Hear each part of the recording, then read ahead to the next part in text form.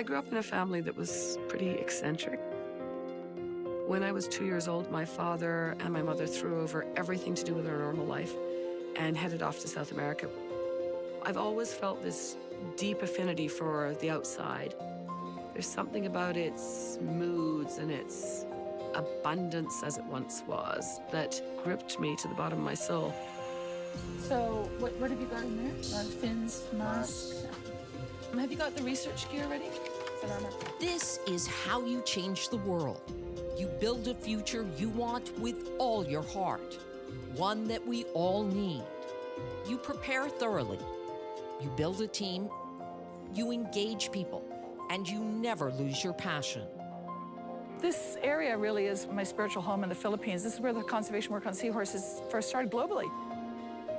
Dr. Amanda Vincent was the first biologist to study seahorses underwater in their natural habitats. Realizing the seahorse's popular cultural appeal could be a catalyst for driving major advances in ocean conservation, she founded Project Seahorse in 1996, an organization dedicated to finding conservation solutions by understanding interdependencies between marine life and human communities. Beginning with her early work in the Philippines, Vincent's science gave birth to global action. We put seahorses at the center of the universe. We do research that will inform conservation action, and then that conservation action guides our research. Seahorses, I think, were probably Amanda's shrewdest move. If you reach the objective of saving seahorses, you can only achieve that by having a healthier marine habitat. I'd once seen a notice saying that the Philippines exports an awful lot of seahorses to help men with weak tails. I translate literally from German. Everybody kept directing us to this area of the Philippines and eventually down to this very village. So we came here and indeed found that about half of the villagers were dependent on seahorse fishing for half of their income. Dr. Vincent took on a challenge many considered insurmountable: the unsustainable global trade of dead seahorses. Each year, millions are harvested for use in traditional medicine. Vincent successfully fought to place seahorses on the IUCN Red List of Threatened Species, leading the way for the listing of seahorses at the 2002 Convention on International Trade in Endangered Species.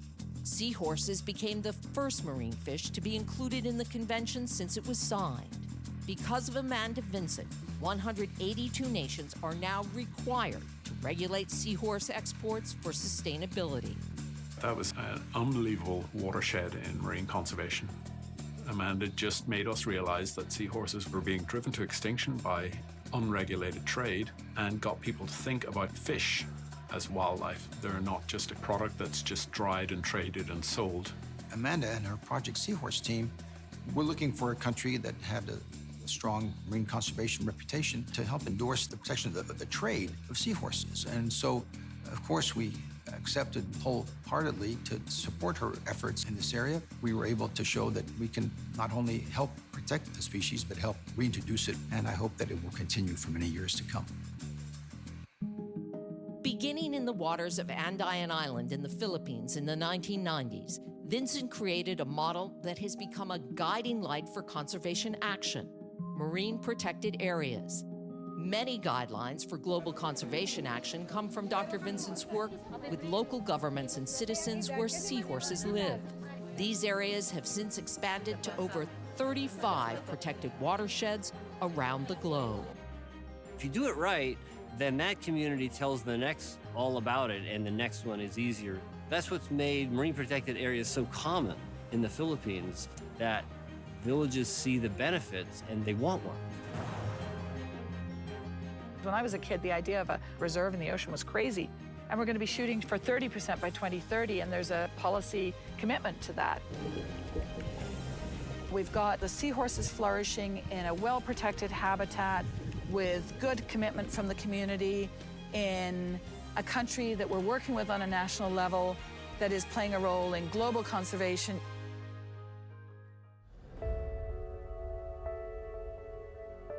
This is where it all started. Globally, she's an icon or like a symbol for the seahorses. She's really an amazing person. She raised 2 kids as a single mom, at the same time trying to save the ocean. It's, what can you say? A superwoman, maybe, I don't know. I have the Philippines close to my heart. I mean, this island is called Handayan Island.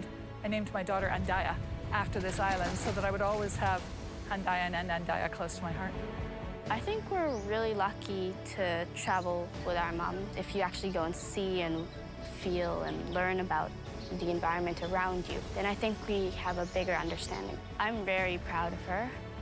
She really does tons of stuff, and being a single parent is really hard. She's a really good mom. If we're going to get it right for the planet, we have to get it right for the ocean. I really think we're poised to make a big breakthrough, but it will require a collective effort. Just throw your heart and soul into it.